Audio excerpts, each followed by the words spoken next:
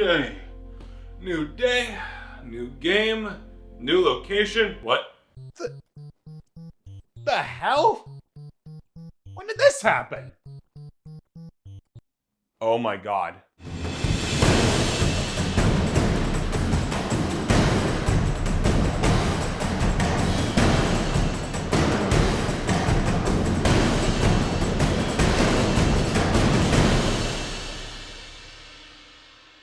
That's right, the set changed again. I don't know how I keep missing it. Where the hell am I this time? Georgia? Who the hell lives there? This doesn't make any sense. I already had one fever dream with Frontiers. You won't stop staring at me. So this can't be another dream. I don't dream. I have no aspirations. Huh? What's that? Aw, well isn't that sweet? The whole state gave me a present. Well, let's just hope it's not some weird dream-based object again. God damn it!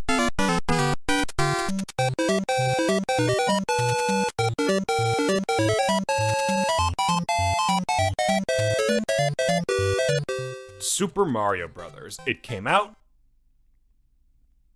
Thanks for coming to my speech. I mean, it's obvious. This is one of the most influential games in existence. It redefined what it means to play a video game and virtually saved the entire game industry. And now it's the single biggest franchise that games have ever seen. It's even bigger than me. That is one tall Italian. This left the floodgates wide open for other series and franchises to make their mark in the world of video games. And not too long after, we started seeing other Nintendo properties come into fruition.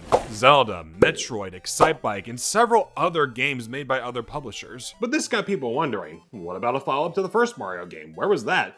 It wasn't like Nintendo was against making sequels. I mean, by 1988, they already had 2 Zelda games on the market, so what was the holdup? Well, I already mentioned how Mario 2 was already made, it just never left Japan. And if you're wondering why, well,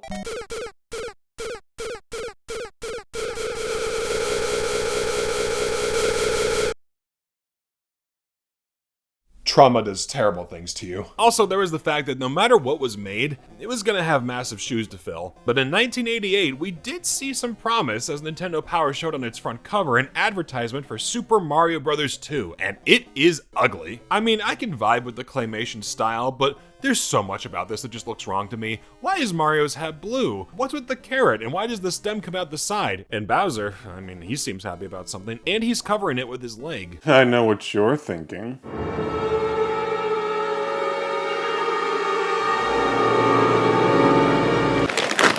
Ice first, heat later. But damn, a sequel to Super Mario Bros. That was insane. I can only imagine the excitement surrounding this game. It looked more expansive, the graphics looked better, there's 4 playable characters. This definitely turned some heads. And as such, on that fateful day in 1988, we finally saw it, with the response being, congratulations to the both of you.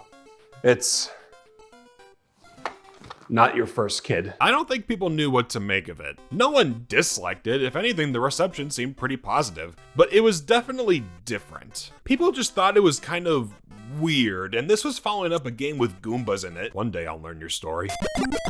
I myself was never super familiar with this game. I never owned the original cartridge or any subsequent digital re-release. I would eventually play the version on All-Stars as well as the Game Boy Advance remake, but I'll get into that in a little bit. The only physical version of the original game that I own is actually the Famicom version for Japanese markets titled Super Mario Bros. USA. Although things do get a little more interesting since Super Mario Bros. 2 wasn't Super Mario Bros. 2. Ever have that happen? Think you're one thing when suddenly, nope.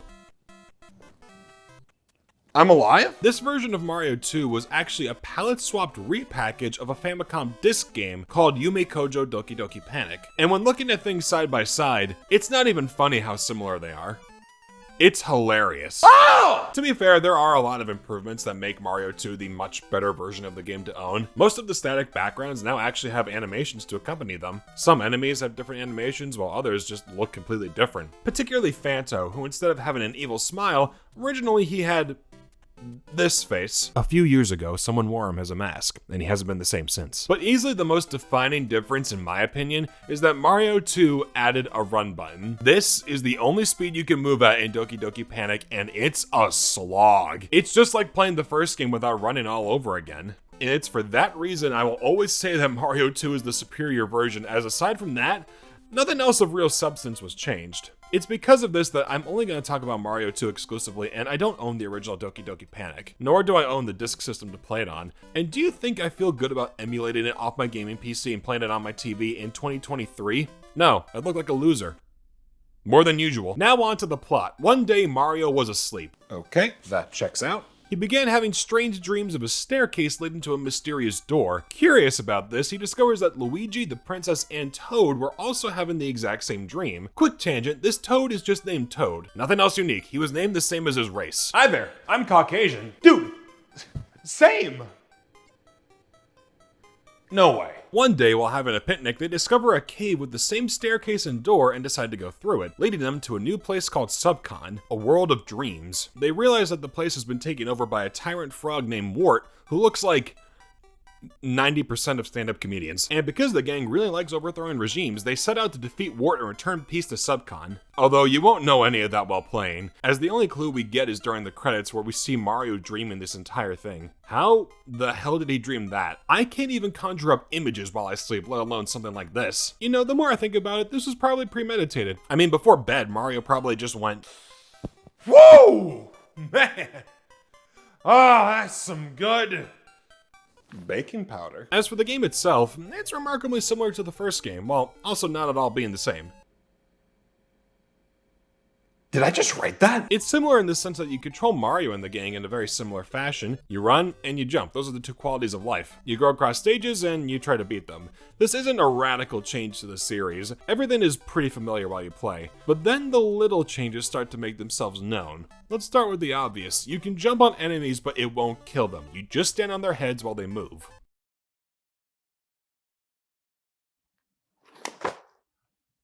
Oh no.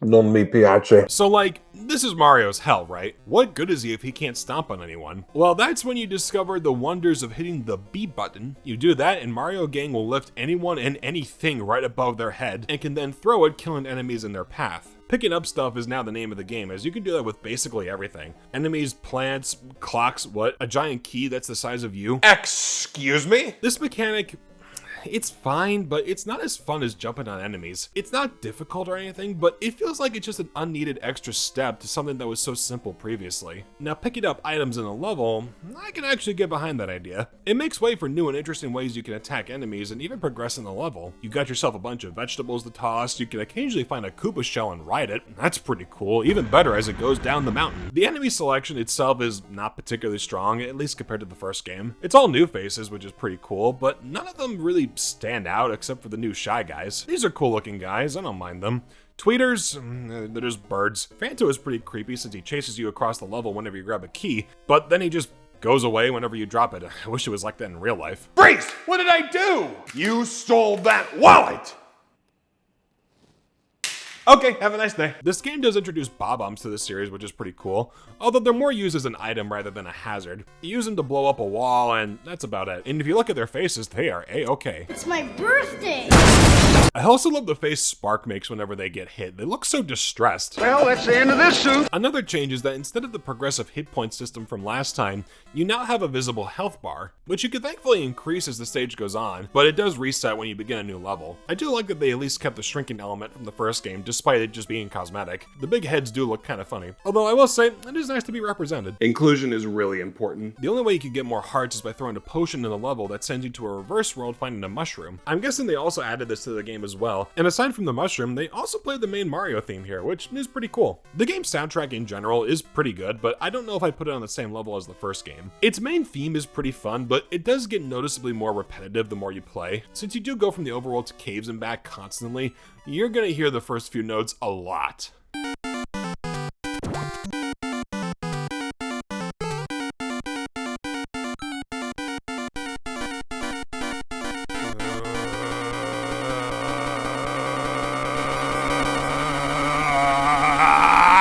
don't care how good a song is, that shit gets annoying regardless.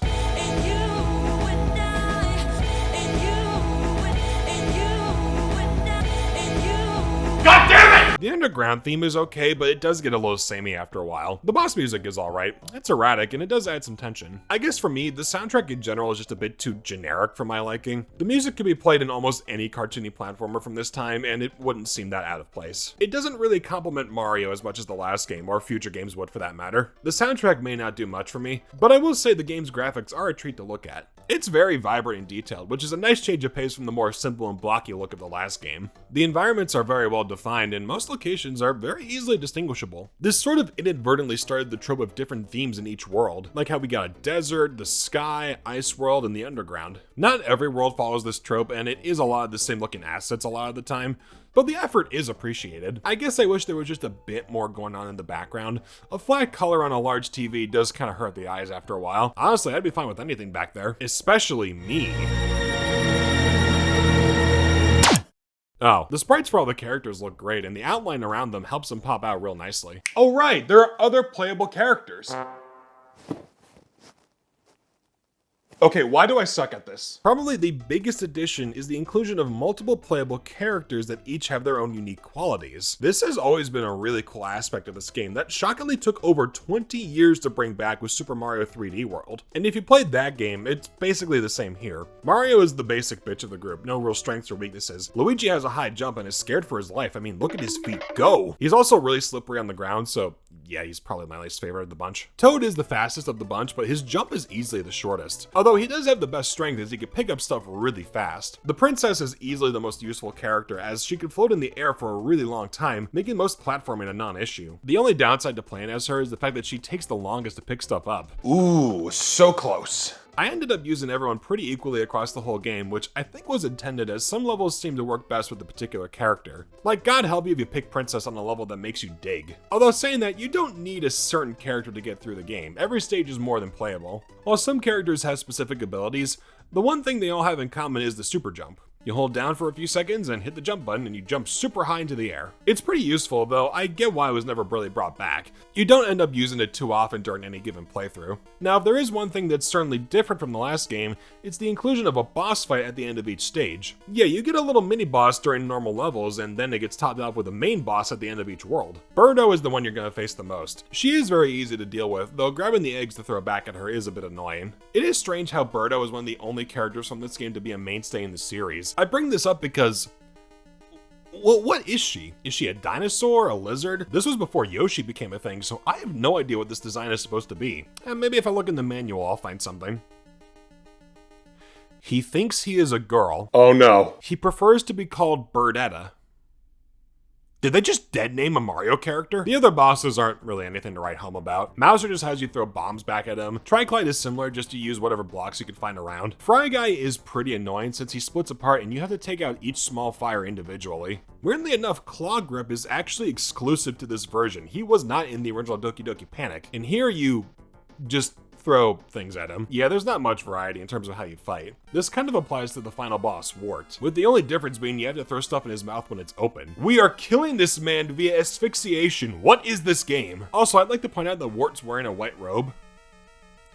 That's just funny to me. He looks like a washed up priest whose robe is open in front of what looks like a small child. Oh, Jesus Christ.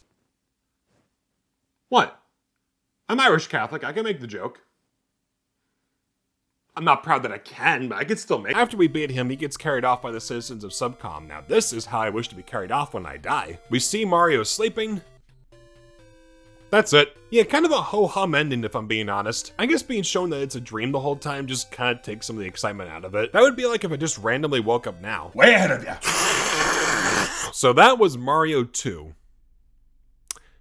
It's a thing. I think if there was any Mario game that I could say you'd be fine skipping, it would probably be this one. Not that it's bad, far from it. It's very bright and colorful, it has good challenge, the character abilities are a great addition, but I feel overall, it's just kind of boring to play. It doesn't really change things up in any meaningful way. The levels are fine, but I can't remember the layout or set pieces from any of them. Again, I had a similar problem with Mario 1, But that was the first game in the series, so I can excuse some of that stuff here, but for a sequel, I would have liked it to amp up a little bit more. It also doesn't help that the game just feels longer too. Mario 1, when you know what you're doing, you could beat that game in an hour. This game, not so much. It took me around 3, which isn't much more, I'm aware, but the added length just doesn't feel warranted. Granted, I would heavily recommend you play this over the original Mario 2 Lost Levels, but overall, it's not really my favorite, and I don't really go back to it on a regular basis. Same goes for the All-Stars version, which I'll talk about real quick here since all the same improvements from the first Mario game are here as well. You got a save system with improved graphics and sound. Compared to the facelift Mario 1 got, this doesn't quite pop as much in my opinion. I mean, I love the added backgrounds, and I appreciate that Peach got her blonde hair back,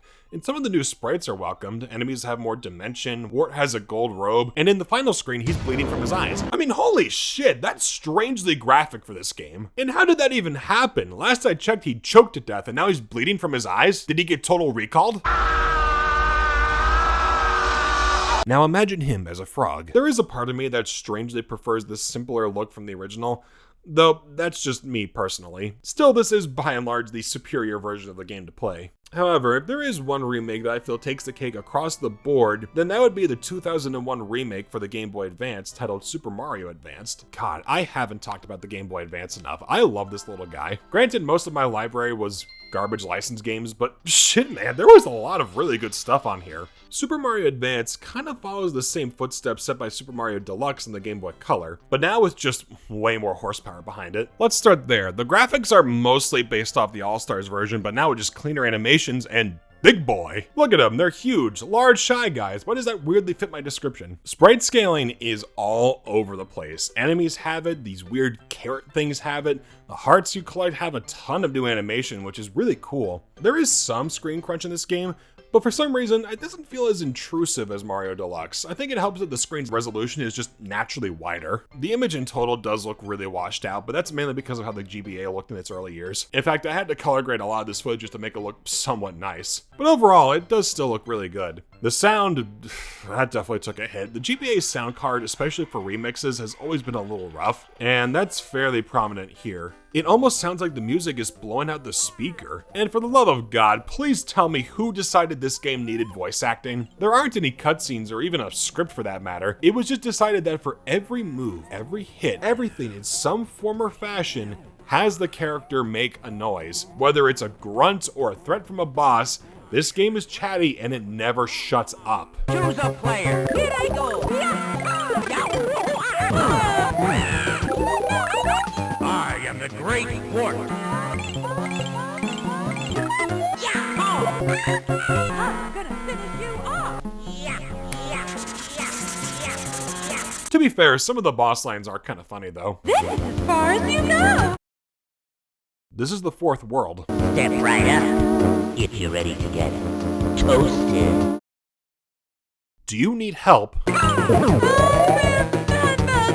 How? You're dead. There is a fair amount of extra stuff added in this version, like a whole new level select, a revamped save feature that allows you to save on any specific level you want. It even comes with a remake of the Mario Bros. Arcade game. That's pretty cool. I hope it keeps showing up. The biggest difference is during the halfway point where I guess the devs just wanted to do something radical and gave a whole new boss with Roberto. This is a weird addition, though it kind of makes it unique. This is the only new boss in the game, which in a way kind of makes it stand out more. With all these changes and improvements, I'd argue this is the best version of Mario 2 by a long shot. Yeah, the voices are a bit annoying and the colors don't pop as much as the All-Stars version, but overall, its revamped look and energy just kind of makes this version more fun to play. I'd gladly take this over the NES version any day. For a while, this version was pretty difficult to get your hands on, but after it was released on the Wii U's Virtual Console, it became way more widely available. This is the first version of the game I ever fully played, so maybe there is some bias, but I still think most people would agree it's probably the best version to play. It's also available on the Switch Online service, so I guess that's an extra reason to get the expansion pack. I said I guess. So now you have all versions under one roof, and that's pretty cool. You'll have a decent time with any version if I'm being honest, but you'll likely enjoy the GBA version the most. I say experiment and see what fits you best.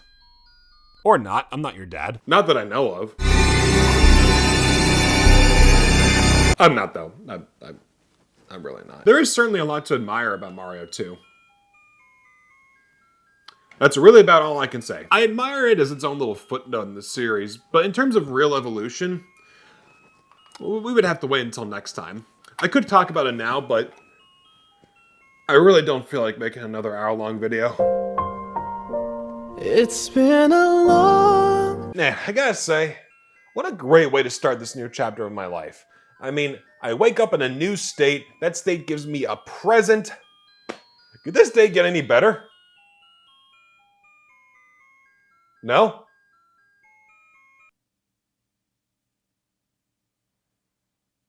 Well, that's just kind of sad if you think about it. No, seriously, that's like really sad. It's only been 20 minutes and the day's already peaked.